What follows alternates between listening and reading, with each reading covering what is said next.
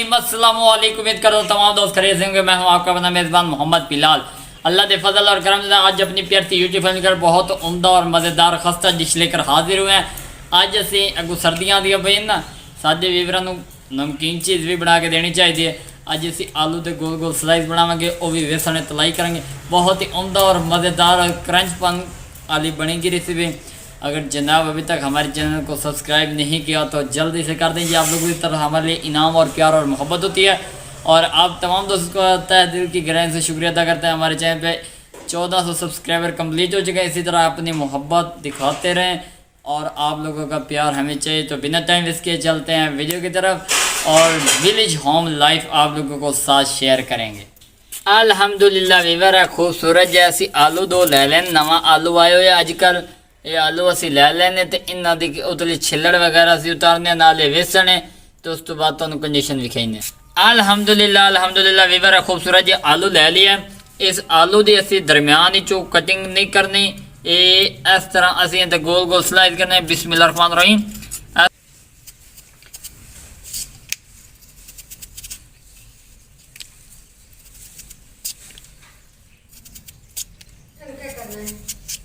माशाल्लाह माशाल्लाह परिंदे की आवाज़ वेखो कि खूबसूरत आती पई है। चेक कर लो।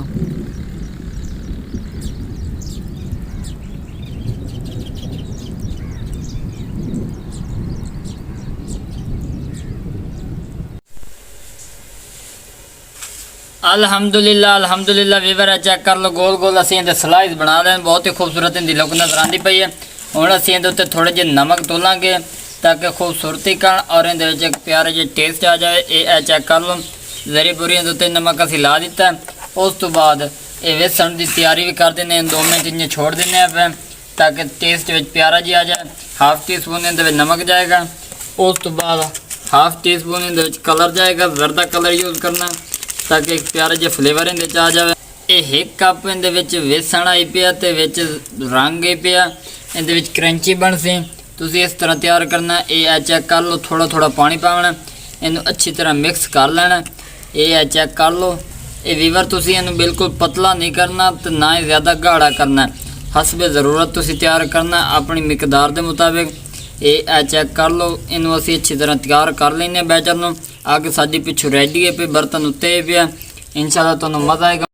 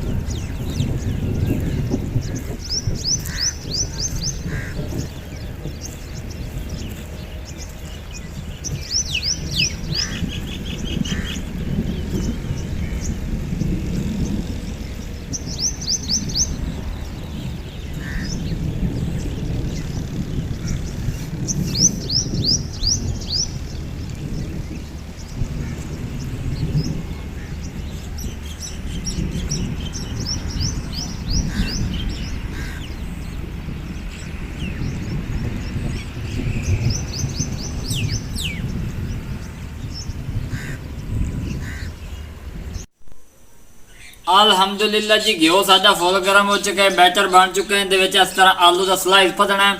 ये इस तरह असी बोड़ लेना। ये चेक कर लो। बिस्मिल्लाहिर्रहमानिर्रहीम। इहदे असी पा दिते ने। तुसी भी इस तरह तैयार करें, यकीन मानो बहुत ही टेस्टी और उम्दा तैयार होएगा। तो जनाब अभी तक हमारे चैनल को सब्सक्राइब नहीं किया तो जल्दी से कर दें। सिर्फ 2 से 3 चीज़ों में ये घर पे तैयार करें। आप भी खाओ, अपने बच्चों में बना के खिलाओ। एक टाइम अगर घर च रोटी नहीं पाई या सालन कोई नहीं ना तो तुसी ये तैयार कर सकते। बिल्कुल सिंपल और आसान तरीके नाल तैयार होंगे। ये चेक कर लो। इस ज़्यादातर देहातों के ना ये चीज़ बहुत ज़्यादा उम्दा मशहूर हैगी। छोटे बड़े बड़े शौक नाल खाते हैं। तो मैंने उम्मीद है तुहानू ये साडी वीडियो पसंद आएगी। इंशाल्लाह तुहानू मुकम्मल गाइड करांगे। हुण ये वीवर तुसी ना इहदे उत्ते जिहड़ी कोटिंग करनी है ना अच्छी तरह, यानी कि बेसन जिहड़ा पावना वो थोड़ा जिहा गाढ़ा होना चाहिए। हुण ये चेक कर लो मेरी कोटिंग कितनी खूबसूरत लग रही है पे। इस बिना तो ये अच्छी तरह सलाई देंदे पक जाएंगे। अच्छी तरह तुसीं इन्हां दी पकाई करनी है। ਤੇ ਇਹ ਬਿਲਕੁਲ ਸਿੰਪਲ ਔਰ ਆਸਾਨ ਤਰੀਕੇ ਨਾਲ ਇਹ ਬਣਾ ਸਕਦੇ ਹੋ। ਸਿਰਫ ਚੰਦ ਚੀਜ਼ਾਂ ਨਾਲ, ਇੱਕ ਆਲੂ, ਵੇਸਣ ਤੇ ਨਾਲ ਇਹ ਤੁਸੀਂ ਵੇਖ ਲਓ, ਨਾਲ ਅਸੀਂ ਰਾਇਤਾ ਵੀ ਤਿਆਰ ਕਰਕੇ ਰੱਖਿਆ ਤਾਂ ਕਿ ਵੀਡੀਓ ਲੰਬੀ ਨਾ ਹੋਵੇ ਔਰ ਟਾਈਮ ਵੀ ਤੁਹਾਡਾ ਬਚ ਜਾਵੇ। ਲੱਕੜੀਆਂ ਦੇ ਉੱਤੇ ਤਿਆਰ ਕਰ ਰਹੇ ਹਾਂ ਵਿਲੇਜ ਹੋਮ ਤਰੀਕੇ ਨਾਲ। ਦਿਹਾਤਾਂ ਦੇ ਵਿੱਚ ਬਹੁਤ ਹੀ ਜ਼ਿਆਦਾ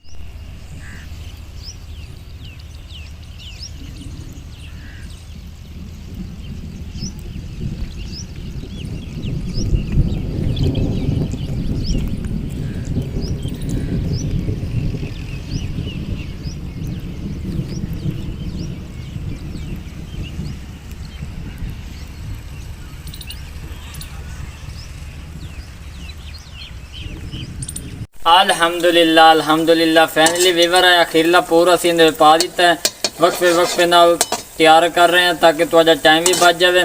ये बनाओ यकीन मानो इतने मज़ेदार ही तैयार होंगे। आलू गोल गोल बना लो, बेसन और मसाला वगैरह विच मिक्स करके तुसीं तैयार करो विलेज होम तरीके नाल। आप भी खाओ, अपने बच्चों ने बना के खिलाओ। तो जनाब इसी खुशी में हमारे चैनल को सब्सक्राइब ज़रूर कर दें, ये मत भूलिएगा। ये आप लोगों की तरफ से हमारे इनाम और प्यार और मोहब्बत होते हैं। ये फैनली है, चेक कर लो, सलाह साढ़े मुकम्मल तौर पर तैयार हो चुके हैं। ये हुण असीं कजेंदे पे बिस्मिल्लाहिर्रहमानिर्रहीम अल्हम्दुलिल्लाह जी। ये तैयार हो चुके हैं। सिर्फ एक आलू नाल इतनी ज़्यादा खूबसूरती वाला माल तैयार हो चुका है। हुण रायता भी नाल टेस्ट करके असीं अपने व्यूअरां नूं इहदा मज़ीद विखाइने हैं।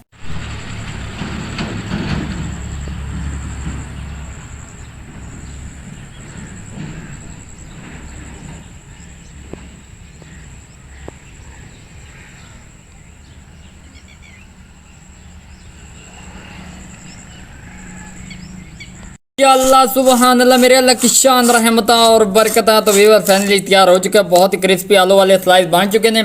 हुण असीं इहदा टेस्ट करते पे बिस्मिल्लाहिर्रहमानिर्रहीम अल्हम्दुलिल्लाह अल्हम्दुलिल्लाह। व्यूअर है, चेक कर लो, बहुत ही ज़ायकेदार तैयार हुए हैं। हुण असीं इहदा टेस्ट करने हैं बिस्मिल्लाहिर्रहमानिर्रहीम।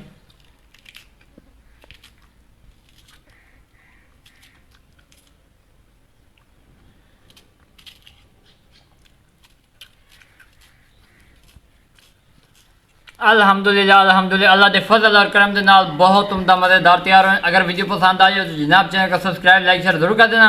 बहुत सारे दुआओं के साथ मोहम्मद बिलाल को इजाज़त दें। एक नई वीडियो मुलाकात होगी। अपना ख्याल रखना। अल्लाह हाफिज़।